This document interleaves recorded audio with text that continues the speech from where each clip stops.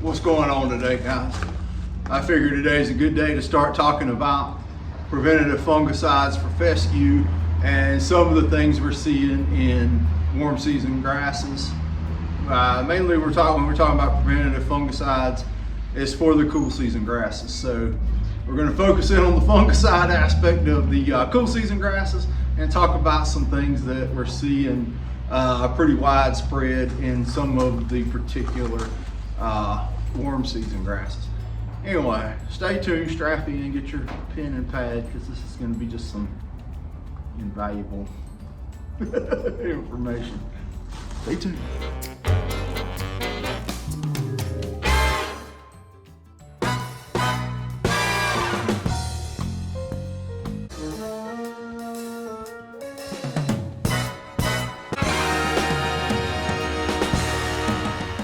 Okay, it's May 1st.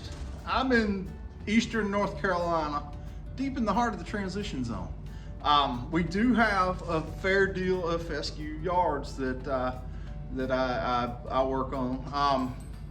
However, it's by far not the most popular grass here, but when it's managed right and we get a little luck on our side and go through a lot of the right steps to prevent ourselves problems, they're gorgeous and people love them, but they're expensive to maintain and take a lot of input.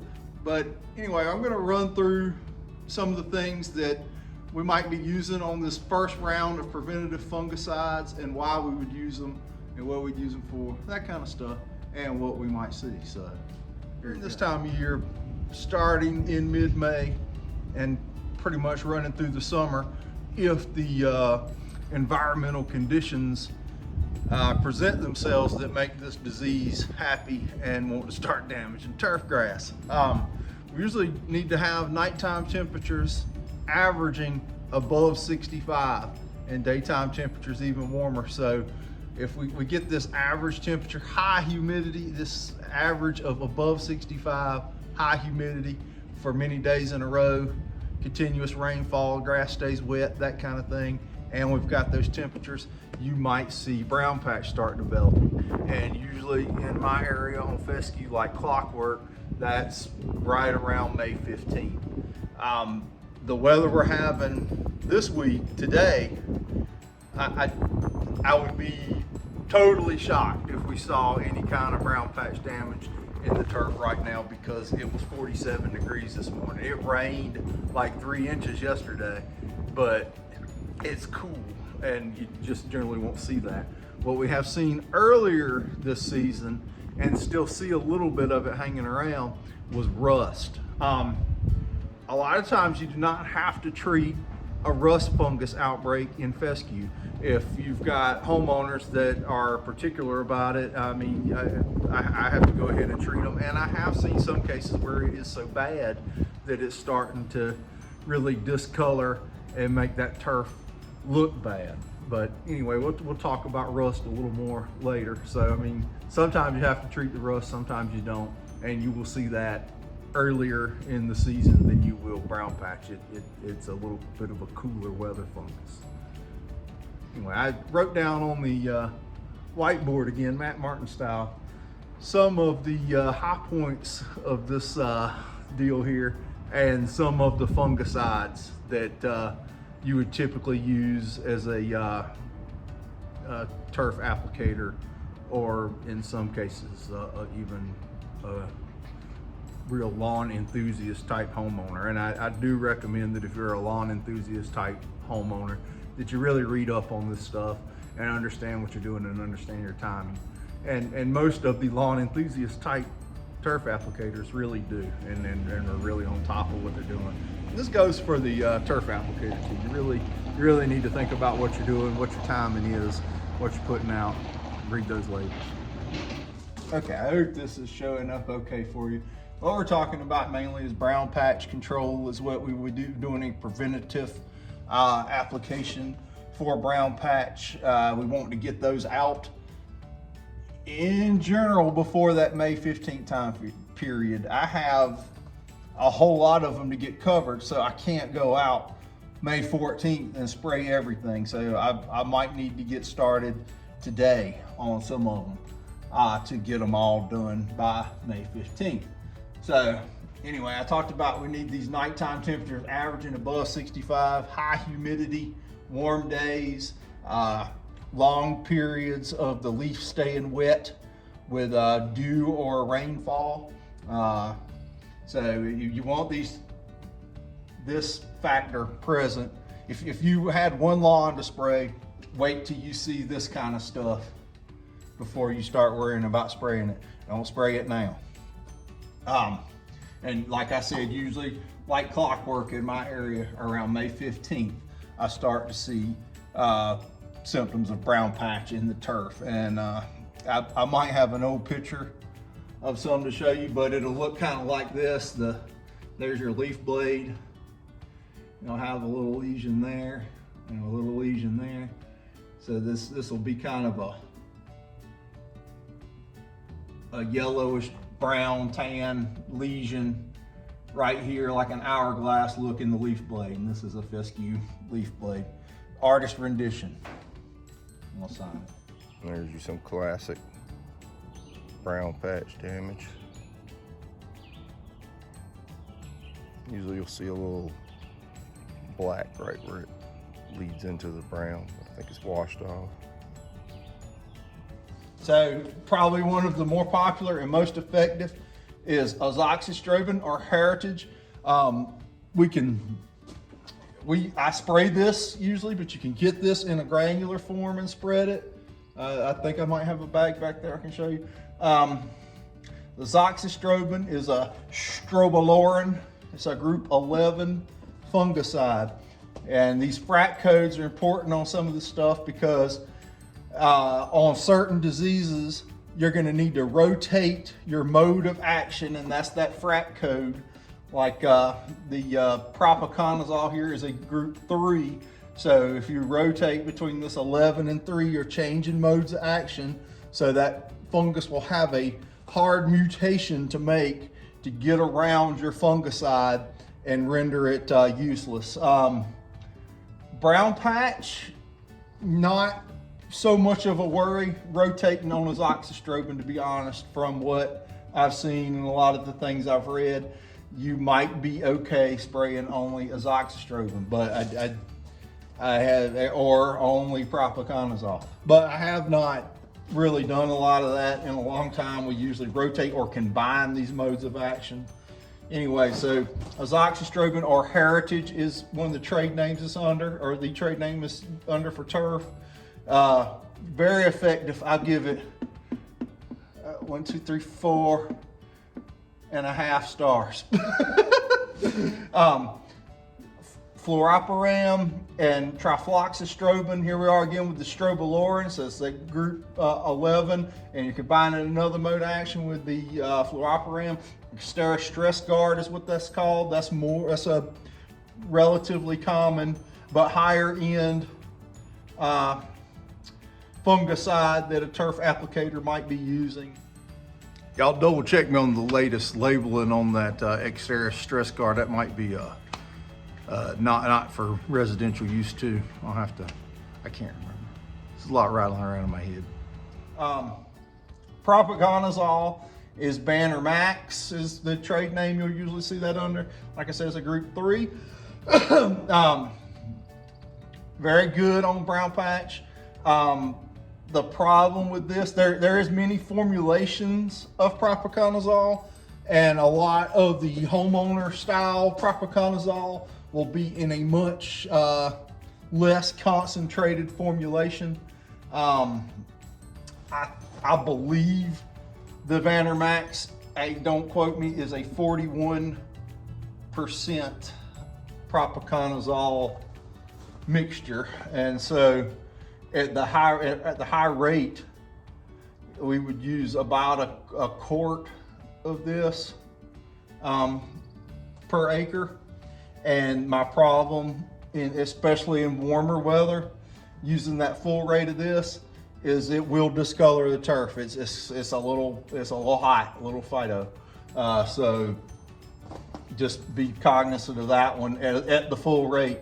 But the way out of that is to mix that with the azoxystrobin which will give you this product, or just spray this product. This is Headway. This is azoxystrobin and propiconazole combined.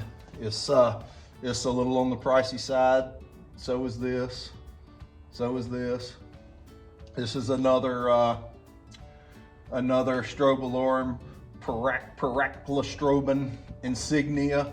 That's not as common to see guys using for brown patch there, but highly effective, good stuff. So try not to confuse you. Most folks will use something like this, or a combination. Most folks use the azoxystrobin or the propiconazole, or a combination of both, rolling your own Headway or buying the Headway product. And this product and the Heritage, I know, and even the propiconazole, I think, are available in a granular product. And some of these granular products are on a better delivery device now, meaning the capsule or pill they're on. And some of the stuff I've seen on them is pretty effective. I do not use a granular very often for a fungicide. That's all your brown patch. Well, that's not all of them, but that's probably some of your most common brown patch preventative fungicides for a turf applicator right there. Rust, what we were talking about, what we see early. If you choose to go out after the rust, tebuconazole is gold star on it. It works very well, but it's not labeled for home lawn, so take that one off the board. That's just my 2 cents. Tebuconazole is awesome on it, but we can't use it, so it doesn't exist. Thiophanate methyl, or sometimes you'll see it called like TM, is good on it, and you can run TM, or you can run Balaton is good on rust. Balaton a little pricey. Thiophanate methyl not pricey as a product, but the application rate is on up there, so it can get expensive. Not expensive, but a little more pricey than you think per application. After you buy the bottle, you're like, well, that ain't too bad, but then you got to put the whole bottle out on just about. Not really, but anyway. So TM, Balaton are your rust, or WD-40 is always good for rust. Just don't put that on your grass. I just saw the WD-40, it made me think of that, sorry. All right, that's your preventative fungicides. Start getting them out when you get these, when you start getting in a pattern of these warm nights, humid days, humid nights, prolonged leaf wetness. Start getting them out. Usually by May 15th in my area, but I'm gonna have to start. Not going to go full bore at them right now, but I've got some that are wanting to be fertilized and might need a little weed control. I'm going to go out and look at them today. And while I'm there, I'm going to go ahead and get my preventative rate of Headway on. All right. A lot of what we're seeing now too in warm season grasses, there's even a turf file alert out on this, and it's pretty much right in the line of what I was thinking. To some extent, we're seeing centipede zoysia and St. Augustine. Okay, so we're seeing some centipede zoysia and St. Augustine, not all of them, but some of them come out of dormancy looking like absolute hammered doo-doo. The crazy weather is probably the #1 contributor to it. This grass, all of these grasses, Bermuda included, wants to be at like an above, right at 70-degree nighttime temperature. Temp, and above. Warm days, warm soil, lots of sunshine, and it'll start coming out and growing and looking better. And it wants to see this for an extended period of time, not just one day like that, because it's not going to be enough to warm that soil up. Although some of them you'll see that have real good southern direct sun exposure are already greened up and look pretty good.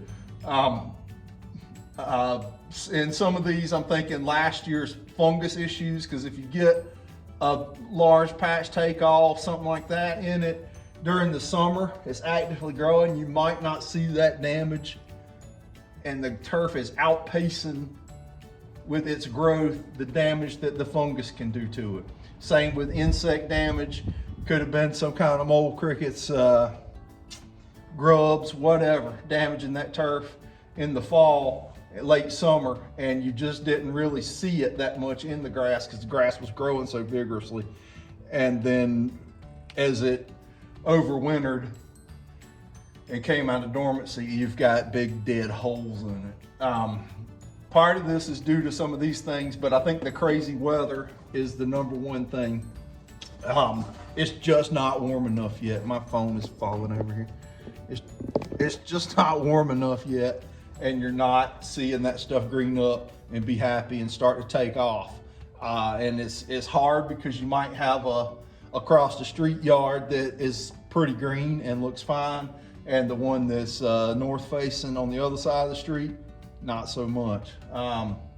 So I think patience, just waiting on this weather, and maybe checking for grubs, that kind of thing, to make sure that you don't have an issue there. I saw some of this last year, especially in centipede, nematodes. The only way to tell if you got them is to send it off, but the damage I was seeing from them was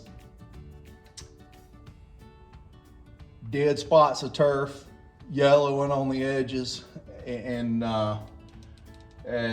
you could go and just pull up the damaged turf. And I mean, I've seen some grub damage that look the same way, but the only way to tell if you've got the nematodes is to send it to the lab and have them test it for nematodes and see what you got. Fluoperam indemnify is your nemicide that you could use for some residential lawns. I think that's about it on these. Well, here again in this category with the centipedes, zoysia, and even some of the Bermuda grasses, if you've hit them with a herbicide that's going to delay green up over the winter, or early spring, they're going to be coming out slower than ones that haven't been sprayed, but they ain't got no weeds in them. Or if you had ryegrass on them that delayed that green up, and then you put a herbicide on it to knock the ryegrass out, that is further going to delay that green up. But time will fix all of these things. And when we get that weather like they want and they're happy, they'll start growing and look good. So just a little patience on that. So those are some of the things that could set your warm season grass out. But today I'm gonna go out and check on a handful of cool season yards, fertilize them, and possibly get this first round of preventative fungicide started. That's about it on this fescue. With the fungicides, it's not a problem to fertilize at the same time. I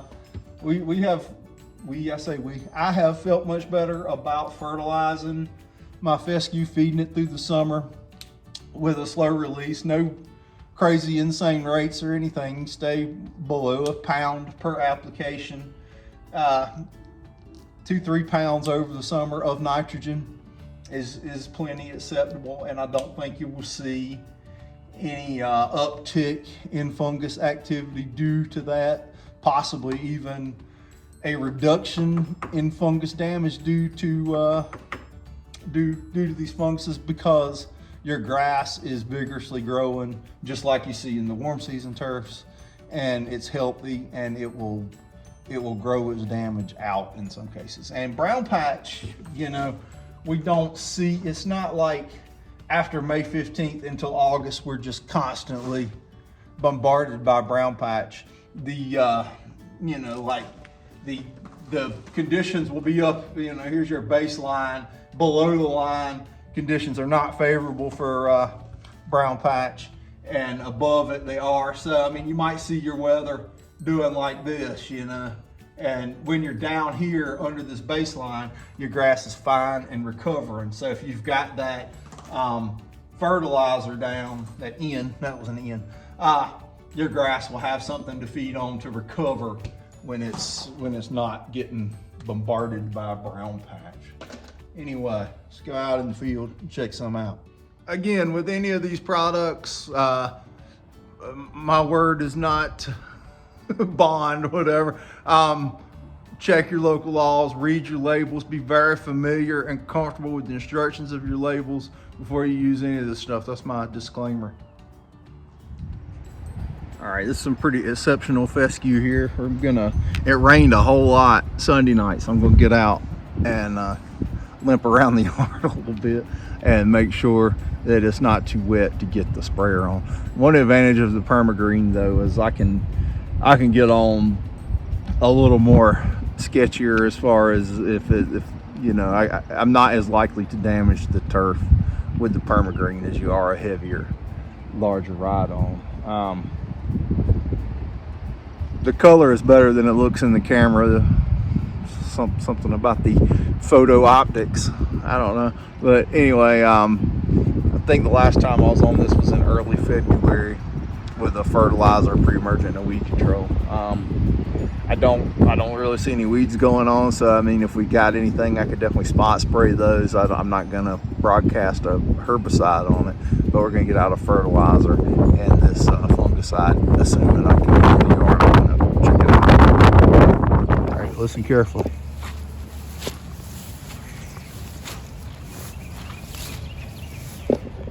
I'm gonna say it's probably not prime time to get on it. It's a little wet. I mean, it'll probably be fine to get on it, but I might wait a little later into the day. There is a chickweed in this yard. Son of a gun. One chickweed. Overall, looks pretty good. I mean, it's ready for some fertilizer. I think I'm gonna go check on the other one to see if it's a little drier and give this one just a few more minutes to dry out. All right, this one is just down the street in the same neighborhood. I just picked this one up in February. It is, I mean, it's nowhere near where the other one is. I don't know if an overseed was done in the fall or not here. I kind of doubt it. He's got a relatively decent stand of fescue up here on top of the hill, but as it crests over there, there's not much fescue, and it was mainly Bermuda grass. We had a ton of weeds and just dead matter and everything else in it. So I dethatched it, aerated, sprayed the weeds, and fertilized. And it looks like we did pretty good on the weeds, and the fescue that's here is in a lot better shape than it was in February when I made the first application on the place. But I think we still have a few weeds I want to address, and then this right here, you can see where the fescue stops, and it's like a Bermuda and weed mix coming down the hill.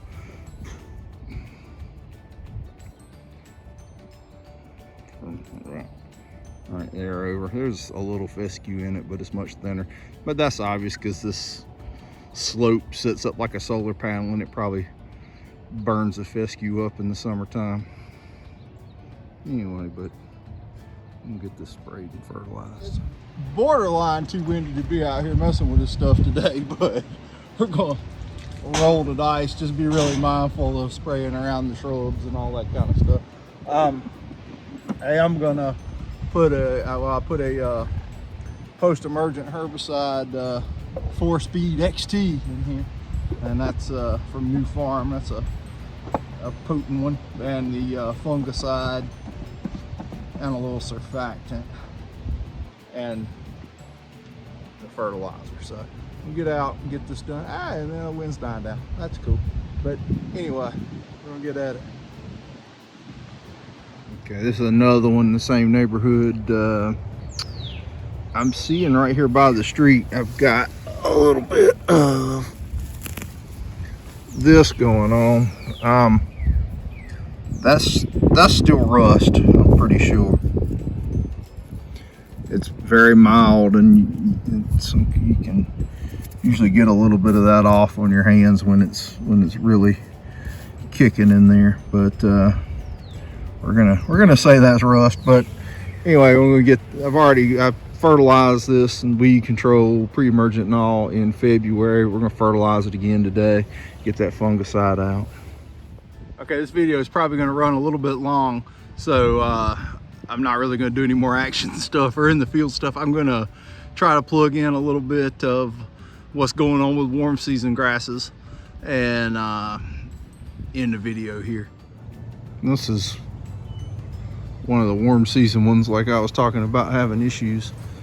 I had never done this one before, and I got called by the guy last week, and I came out and aerated it and fertilized it, treated the grubs.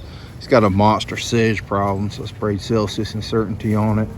I had to be honest, it's already looking better. I mean, it hadn't really kicked in on the sedges yet. They're starting to look a little tortured, but we'll see how this one does. It's got moles like a maniac, so that was one of the indicators to go after the grubs. I found some grubs in it, but not a lot, and after the rain you'd expect to see a lot of carcass up here unless the birds have been getting them. Anyway, warm season woes, centipede. This one's another example of what I did to it once it recovers from the herbicide, and some of those weeds get out of there, and hopefully we've taken care of his grub issue. And the fertilizer, we get some nice warm weather. There's 80-degree averages like I was talking about, and I think it'll be all right. Maybe centipede, maybe. Okay, we're talking about the herbicides setting back the lawn in a warm season lawn. This is my yard, it's Bermuda, but I just recently sprayed the ryegrass out of it, and so the ryegrass being in it plus the herbicide application has delayed the green up on it. I mean, you can look, that one over there is Bermuda that didn't have any ryegrass on it, and it's greened up already, but it's south facing, lots of good direct sun exposure. Mine, although it looks like it's getting good direct sun right this minute, not as much as the other side of the street for some reason. Anyway, so that's an example of ryegrass and a herbicide setting back the green up on Bermuda. A really long video, I apologize for that. Just trying to show you a little bit of what we're seeing in the warm season yards, and not to panic on that right now. We just need better weather and some ideas on when to start this preventative fungicide, some May 1st action. Well, thanks for watching, I appreciate it.